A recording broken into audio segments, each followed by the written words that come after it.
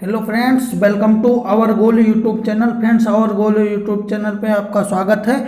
तो मित्रों, आज हम इंडियन आर्मी की तरफ से जारी एक भर्ती आपको बता रहे हैं। इंडियन आर्मी रैली भर्ती, जो इंडियन आर्मी रैली भर्ती है वो इंडियन आर्मी की तरफ से जारी हुई है। जो इंडियन आर्मी रैली, वो इंडियन आर्मी की जो रैली भर्ती है वो इंडियन आर्मी द्वारा जारी कर दी गई है। तो ये आपके लिए बहुत बड़ी खुशखबरी, इंडियन आर्मी वालों के लिए बहुत बड़ी खुशखबरी। तो आइए स्टार्ट करते हैं आज का वीडियो। आपको दिखाते हैं सारे फॉर्म कैसे कैसे भरने हैं, किस साइट पे आपको जाना है और सभी फॉर्म कैसे भरने हैं। तो और डेट आपको बताएंगे कि एग्जाम डेट कब से होने वाली है। तो आइए देखते हैं। सबसे पहले आपको जाना है, सबसे पहले आपको क्रोम पे जाना है और क्रोम पे जाके आपको सरकारी आर्मी जॉब www.sarkariarmyjob.com पे सर्च करना है। तो आपकी ये साइट खुल जाएगी। अब ये सरकारी आर्मी जॉब की साइट खुलेगी तो आपको ऊपर स्क्रॉल करना है। ऐसे आप ऊपर स्क्रॉल करेंगे तो ऊपर स्क्रॉल करेंगे तो आपको यहाँ पे दिखा दे जो है आर्मी ओपन रैली। यहाँ पे आर्मी ओपन रैली लिखा है तो उसके जो फर्स्ट पॉइंट पे लिखा है army open rally Patiala Punjab 2020। तो यही भर्ती आई है, यही भर्ती जो army open rally Patiala Punjab की भर्ती आई है 2020 के लिए। तो आइए आपको आगे दिखाते हैं। आपको फिर उस पर क्लिक करना है। फिर आपका अगला पेज क्या खुलेगा? अगला पेज यही खुलेगा, army open rally Patiala Punjab 2020, जो कि 10th पास के लिए ये जॉब है। 10th पास के लिए ये जॉब है।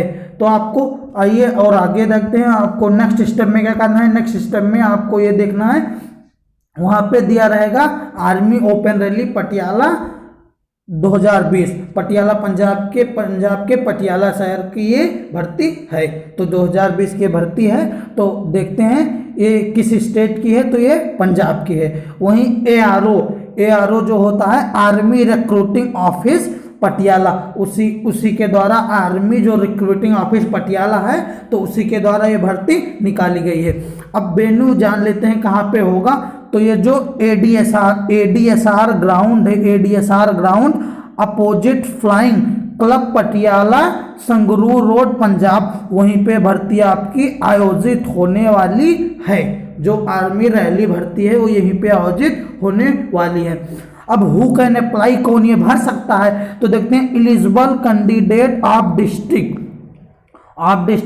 फतेहगढ़ साहिब और बरनाला मनसा संगरूर और पटियाला पंजाब के जो इतने डिस्ट्रिक्ट हैं। सबसे आप दोबारा देख लेते हैं, फतेहगढ़ साहिब और बरनाला मनसा संगरूर और पटियाला, इन जो डिस्ट्रिक्ट हैं पंजाब के, इन सभी डिस्ट्रिक्ट में ये इन सभी डिस्ट्रिक्ट के जो कैंडिडेट हैं वो भर सकते हैं। अब नेक्स्ट स्टेप में आपको दिखाते हैं क्या है। नेक्स्ट स्टेप में है कि रैली जो पटियाला पंजाब की है उसके बारे में पोस्ट जान लेते हैं, क्या पोस्ट है।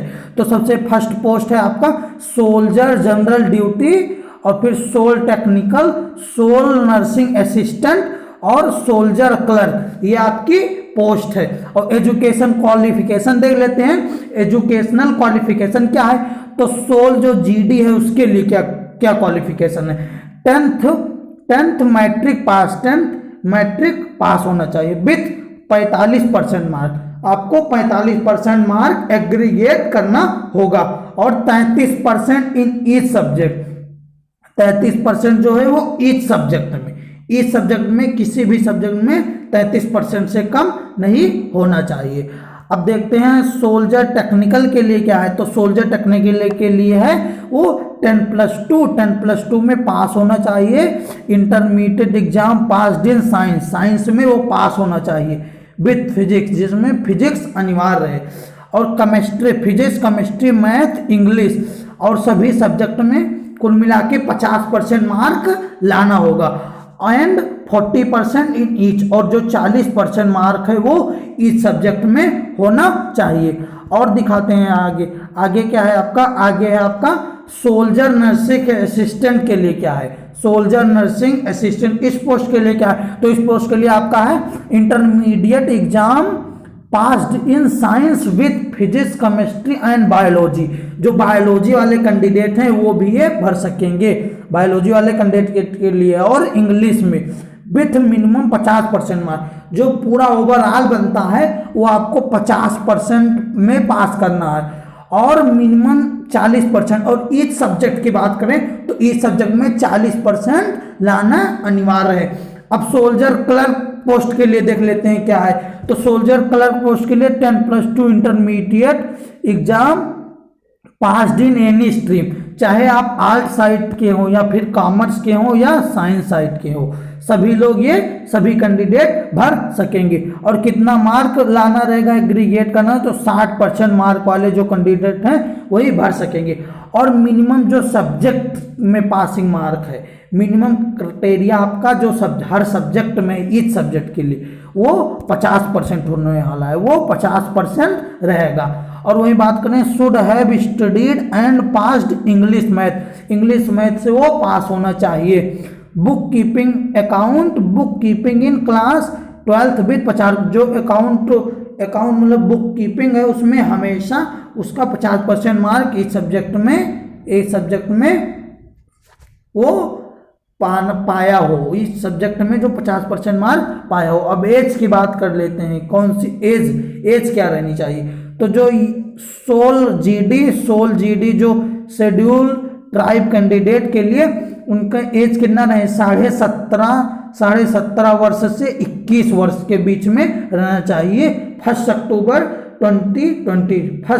2020 तक वो 17.5 से लेकर 21 उसकी एज रहनी चाहिए।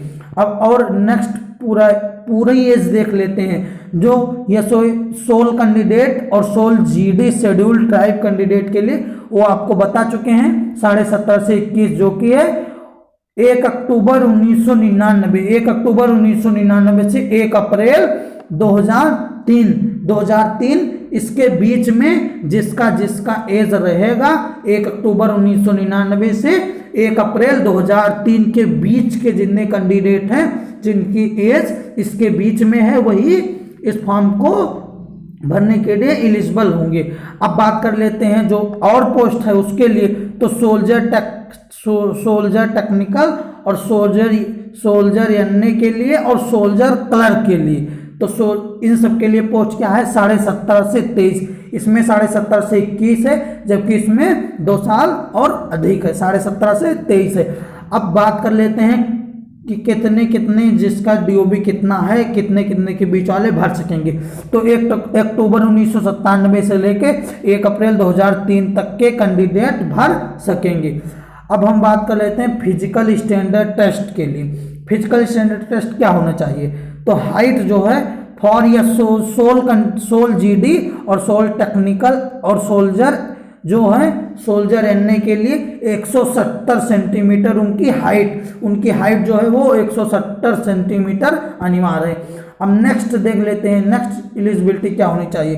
तो नेक्स्ट एलिजिबिलिटी जो है फॉर सोल सीएलके एसकेटी के लिए 162 सेंटीमीटर उनकी हाइट होनी चाहिए। और वेट की बात करें तो कुल मिलाकर 50 केजी जो उनकी वेट रहनी चाहिए। और चेस्ट की बात करें तो चेस्ट जो है 77 सेंटीमीटर उनका रहना चाहिए। और वहीं बात कर लें एक्सपैंड कितना हो, तो +5 सेंटीमीटर उनका चेस्ट जो है वो मिनिमम एक्सपैंड करना चाहिए। अब सिलेक्शन प्रोसेस की बात कर लेते हैं। सिलेक्शन प्रोसेस कैसे होगा, तो सबसे पहले फिजिकल फिटनेस टेस्ट में क्या होगा। फिजिकल फिटनेस टेस्ट में सबसे पहले जो रन है वो 1600 मीटर, 1.6 किलोमीटर था, 1600 मीटर उनकी दौड़ होनी चाहिए। और बीम पुशअप जो होना है वो पुशअप मारे और 9 फीट डेप्थ क्वालिफाई, जो डेप्थ क्वालिफाई होता है वो 9 फीट डेप्थ क्वालिफाई उनको करना होगा। अब नेक्स्ट देखते हैं नेक्स्ट क्या है एलिजिबिलिटी क्राइटेरिया। अब सिलेक्शन प्रोसेस, अब इसमें देखिए इसमें पूरा फिजिकल टेस्ट पूरा दिया गया है। अब फर्स्ट फिटनेस आपका फिजिकल फिटनेस टेस्ट जो है पीएफटी में क्या है, तो सबसे पहले आपको बता चुके हैं 1600 मीटर जो है 1.6 किलोमीटर वो आपका दौड़ रहेगा। वहीं बीम पुशअप पुल जिसको पुलअप्स कहते हैं, पुलअप्स जो कहते हैं उसको, बीम जिसको पुलअप कहते हैं, वो आपको मारना जो भी होगा 10 से 15 जो होगा बीम आपको मारना रहेगा।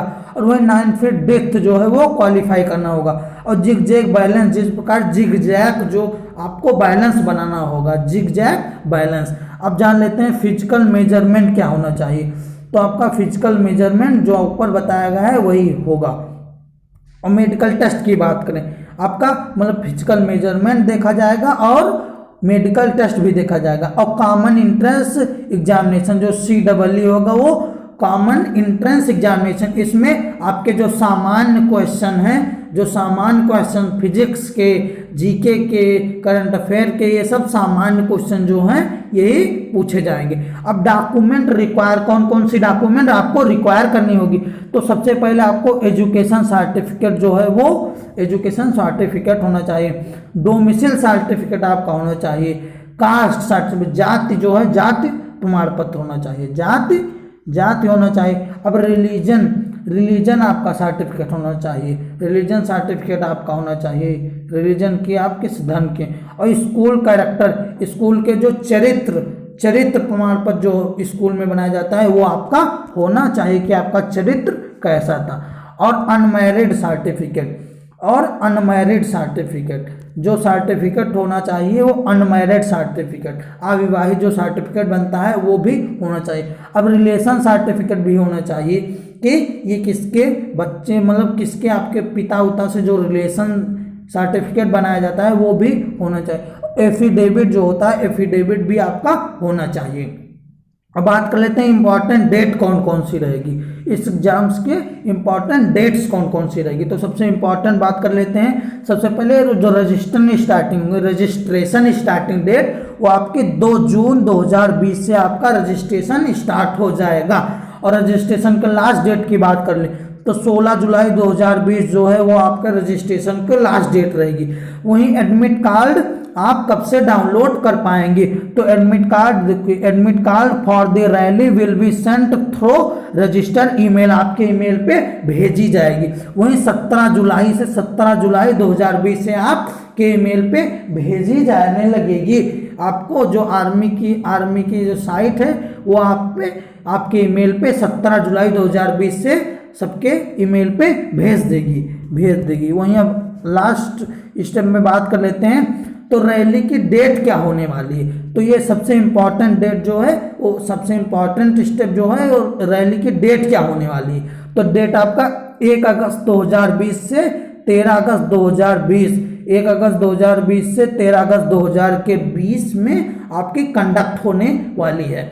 अब बात कर लेते हैं, अगर आप वहीं साइट पे जाएंगे, जो आर्मी रैली के साइट पे आप जाएंगे तो आपको यहीं नीचे कुछ चीज़ें मिल जाएंगी, कुछ बेहतरीन जो आपके हैं डाउनलोड नोटिफिकेशन जो होगी, आप वहाँ पे ऐसे आपको दिखाएगा। तो आप यहाँ पे क्लिक करेंगे तो नोटिफिकेशन आपको प्राप्त हो जाएगा। वहीं ऑनलाइन अप्लाई करने के लिए यहाँ पे क्लिक करना होगा, तो आप ऑनलाइन यहाँ से अप्लाई कर सकते हैं। वहीं आर्मी जीडी एग्जामिनेशन प्रिपरेशन ई बुक जो होगी वो यहाँ पे क्लिक करके आप प्राप्त कर सकते हैं। ऑनलाइन फॉर्म कैसे बने, आप यहाँ पे क्लिक करेंगे, आपको उस साइट पे सबसे नीचे आपको दिखाएगी। तो यहाँ पे आप क्लिक करेंगे और यहाँ पे फॉर्म कैसे आप भर सकते हैं सब बताएंगे। तो मित्रों, आपका ये आज का इम्पोर्टेंट वीडियो आपको पसंद आया हो तो आप हमारे चैनल हमारे चैनल आवर गोल को सब्सक्राइब कर लें और वहीं बेल आइकन भी प्रेस कर दें, जिससे कि इस प्रकार की इम्पोर्टेंट जो आपकी नोटिफिकेशन आप तक जल्द से जल्द प्राप्त हो। और वहीं वीडियो को लाइक करें, अगर वीडियो आपको थोड़ा भी पसंद आया हो तो लाइक करें, और साथ ही व्हाट्सएप टेलीग्राम पे शेयर करें, और हमारे चैनल को सब्सक्राइब करें, और साथ ही साथ कमेंट करें कि आपका ये वीडियो कैसा लगा।